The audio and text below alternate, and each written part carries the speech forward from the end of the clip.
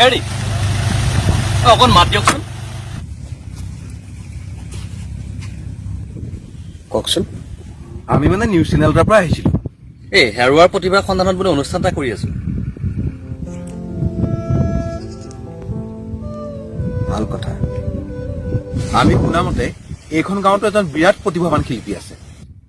শিল্পী শিল্পী জানো গাঁৱত থাকে? চহৰতহে থাকে। তাতে বিচৰা গৈ।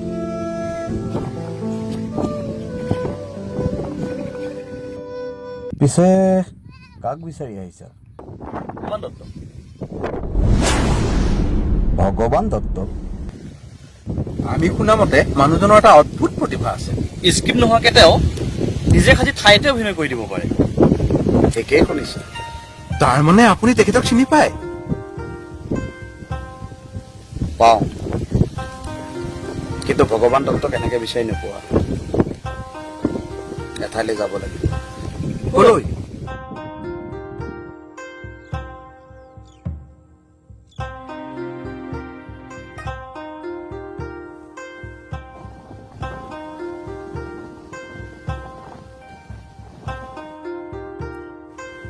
এই যে নদীখন দেখিছা,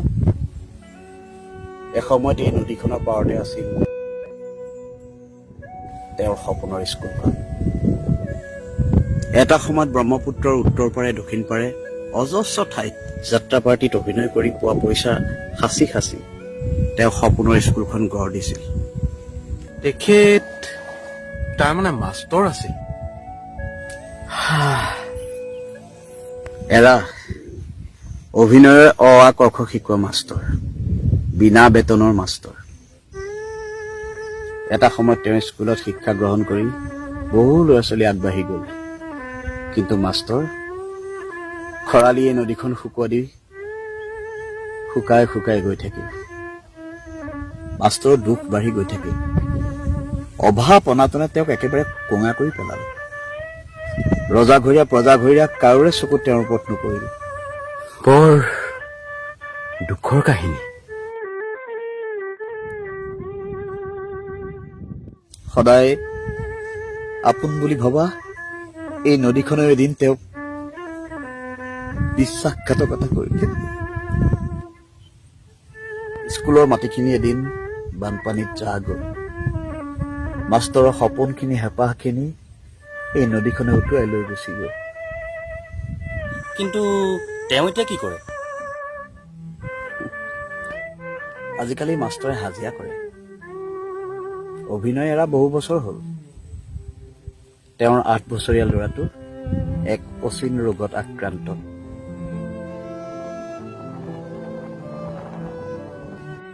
ডাক্তৰে কৈছে ভাল হয়তো হ'ব, কিন্তু বহুত পইচা লাগিব। মাষ্টৰেও জানে তেওঁৰ ল'ৰাটোৱে যিকোনো মুহূৰ্ততে বিশ্বাসঘাতকতা কৰিব।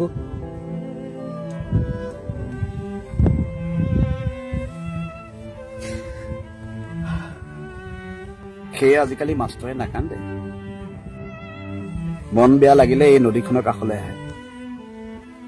কোনেও নুশুনাকে নদীখনৰ লগত কাজিয়া কৰে, গালি পাৰে, খেহ পাতে। ঘণ্টাৰ পিছত ঘণ্টা এই নদীখনৰ পাৰত বহি থাকে। আজিও মাষ্টৰ ইয়ালৈ আহিব নেকি? এৰা হয়তো আহিব। ৰাতিপুৱা ঘৈণীয়েক বাসন্তীৰ জোৰত আজিও মাষ্টৰে ল'ৰাটোৰ কাৰণে দৰৱ আনিবলৈ বুলি চহৰলৈ ওলাই আহিছিল। ঘৈণীয়েক বাসন্তীয়ে ভাবিছিল খবৰটো পালে মানুহজনৰ অৱস্থা বৰ বেয়া হৈ যাব। সেয়ে জোৰ কৰি মিছাই তেওঁক চহৰলৈ পঠিয়াই দিছিল। আচলতে হয়তো গিৰিয়েকৰ লগত থাকি থাকি তাইও অভিনয় কৰিবলৈ শিকি গৈছিলগৈ। কিন্তু তাই জনা নাছিল যে মাষ্টৰে আহিবৰ সময়ত ল'ৰাটোৰ শীতল দেহাটোত গম নোপোৱাকে এবাৰ চুই আহিছিল।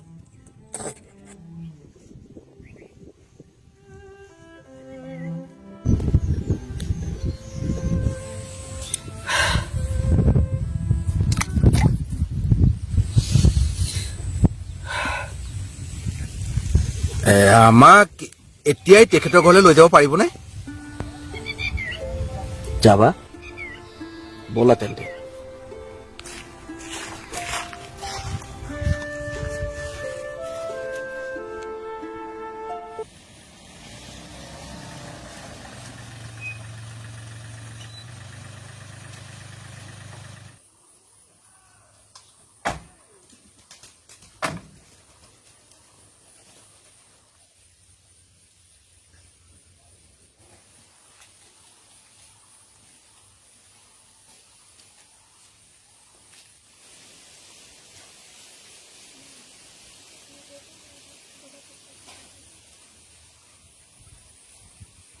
বাসন্তী, অ বাসন্তী,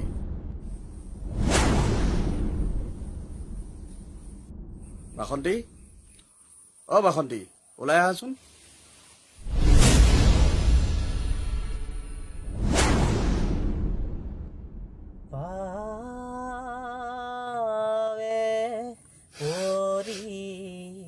হরি করু কাতরি প্রাণ